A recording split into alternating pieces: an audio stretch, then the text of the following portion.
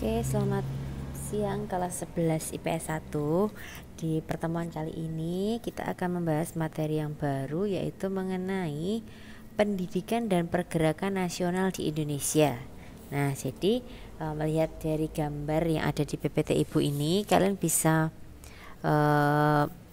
menganalisisnya, yaitu di sini ada namanya adalah Taman Siswa atau Taman Siswa. Kemudian ini ada Jong Java atau Kongres Pemuda ya.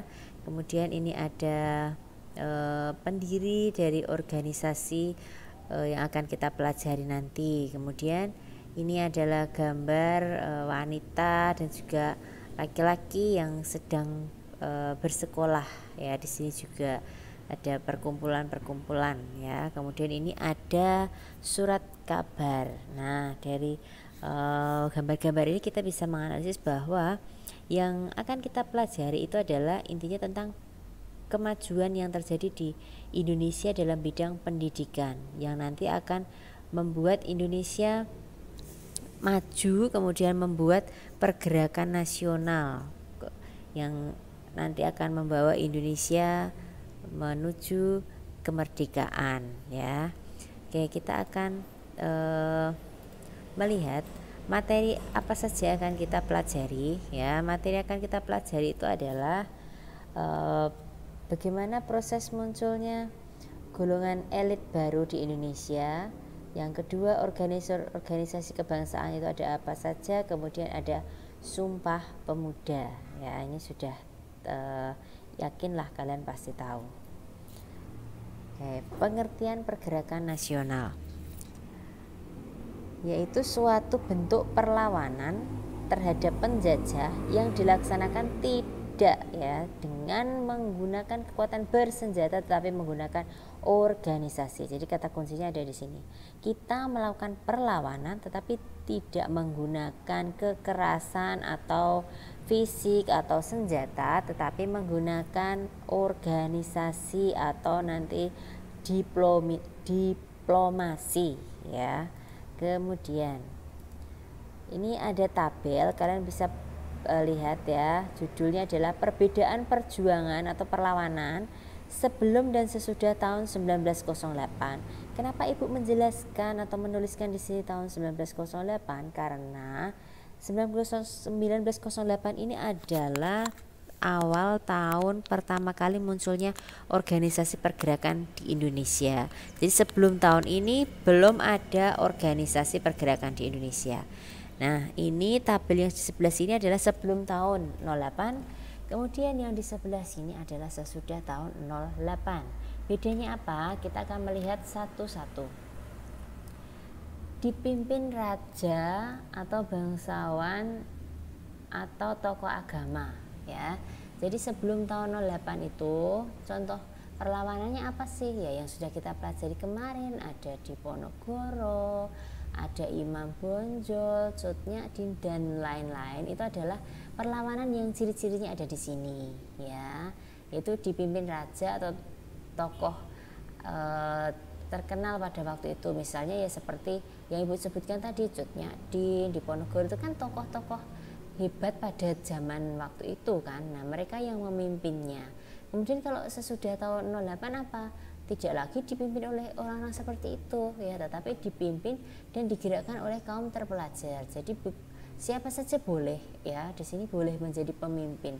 Tapi mereka biasanya berasal dari orang-orang terpelajar. Jadi tidak harus anak raja atau tidak harus orang kaya atau mereka yang punya nama ya, tetapi dari kaum terpelajar. Orang miskin boleh asalkan waktu itu menjadi kaum terpelajar ya. Kemudian yang kedua, bersifat kedaerahan atau lokal. Contohnya apa ya? Kalau yang kemarin ya misalkan Diponegoro itu lokal karena hanya di mana? Di Jawa ya. Jadi tidak bersifat nasional ya. Jadi memperjuangkan kemerdekaan wilayahnya sendiri.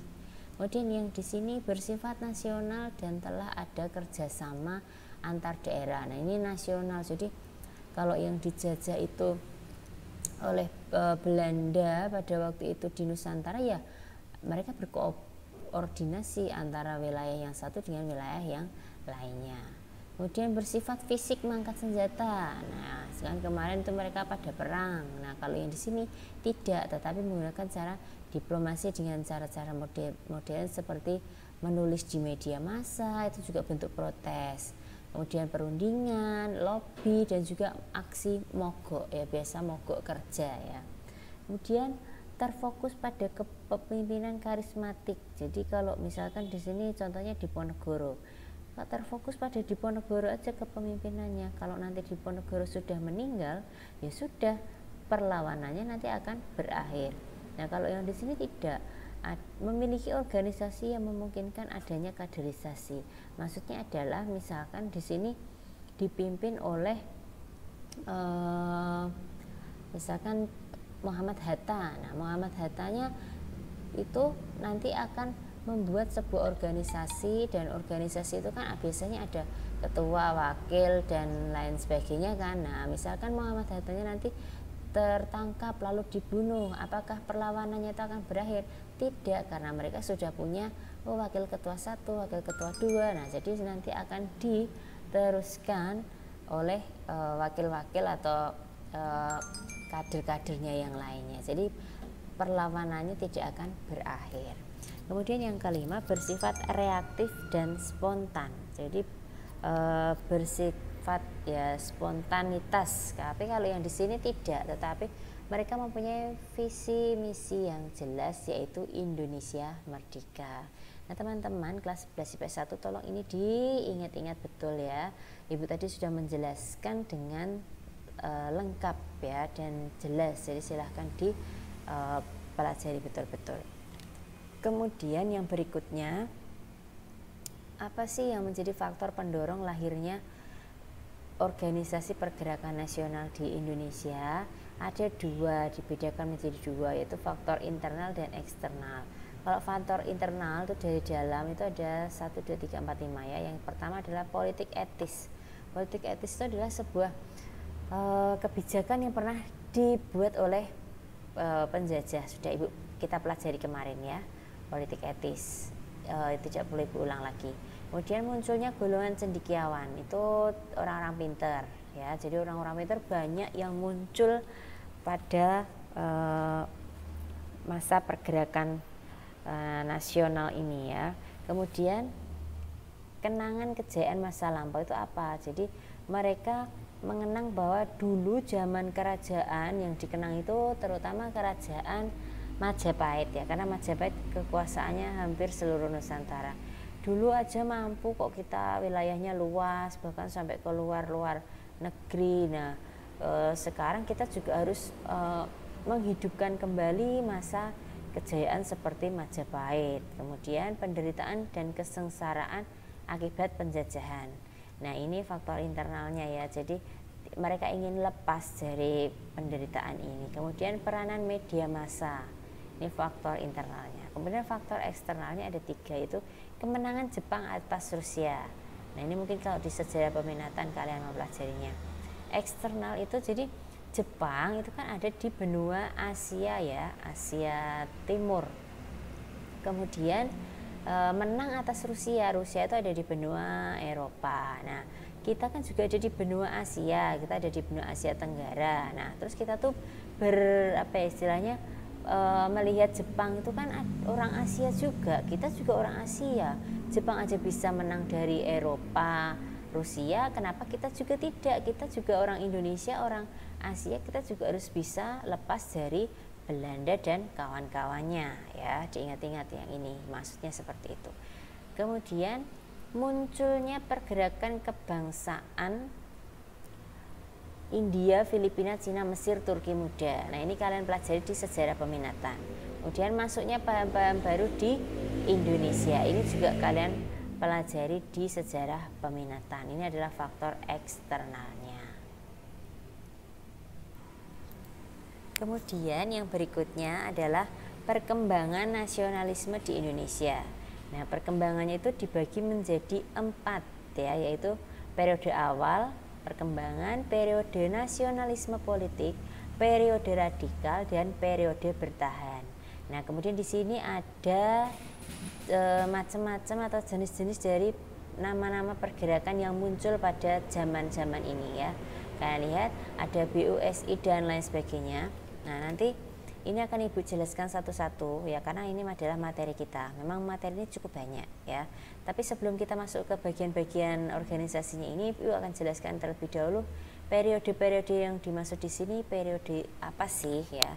Nah, periode awal perkembangan. Namanya juga awal perkembangan ya, berarti yang namanya istilahnya sebuah organisasi yang baru berkembang itu kan masih malu-malu, masih takut-takut, masih manut-manut gitu ya. Nah, sama seperti di periode awal perkembangan BUSI dan Muhammadiyah ini, di awal-awal mereka ada atau tumbuh itu mereka masih menjadi sebuah organisasi yang yaudahlah kita berdiri, kita jalankan apa program kerja kita, nggak usah ngelawan-ngelawan Belanda. Nah, yang menjadi catatan mungkin ada yang belum tahu ya, ketika organisasi-organisasi ini muncul, kita tuh masih belum merdeka loh ya teman-teman.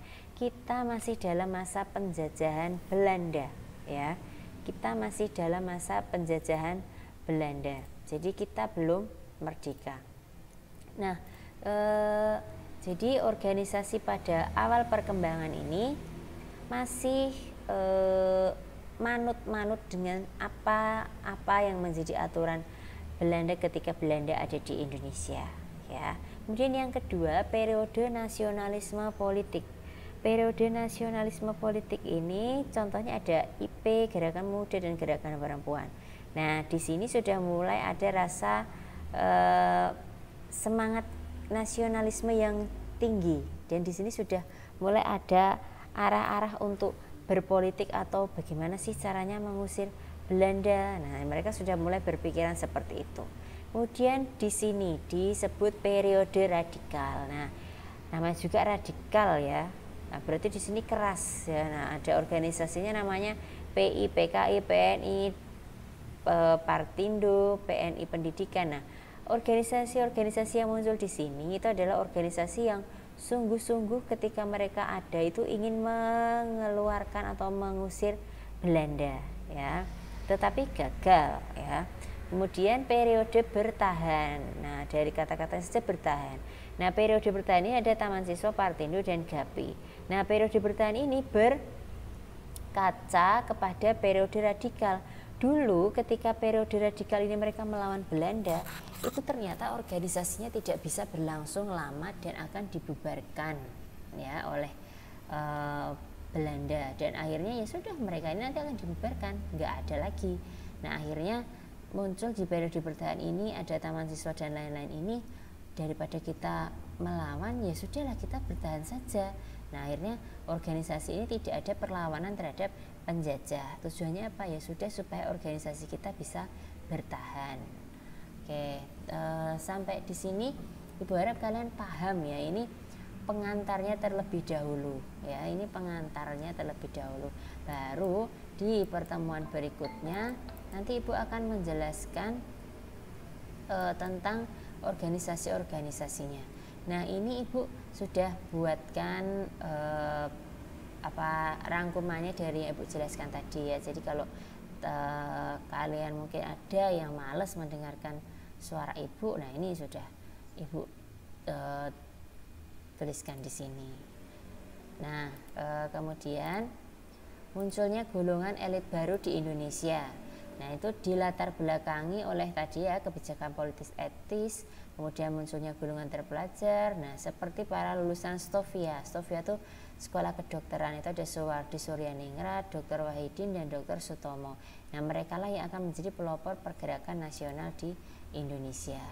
Nah, sampai di sini dulu karena sebenarnya kan kalau dilanjutkan nanti malah videonya Ibu terlalu panjang, mungkin membuat kalian bosan ya. Jadi sampai di situ dulu, baru di pertemuan berikutnya Ibu akan selesaikan tentang materi organisasi-organisasi yang cukup banyak ya. Dan nanti akan ada tugas di pertemuan berikutnya. Terima kasih semuanya, semoga kalian memahami penjelasan dari Ibu. Terima kasih.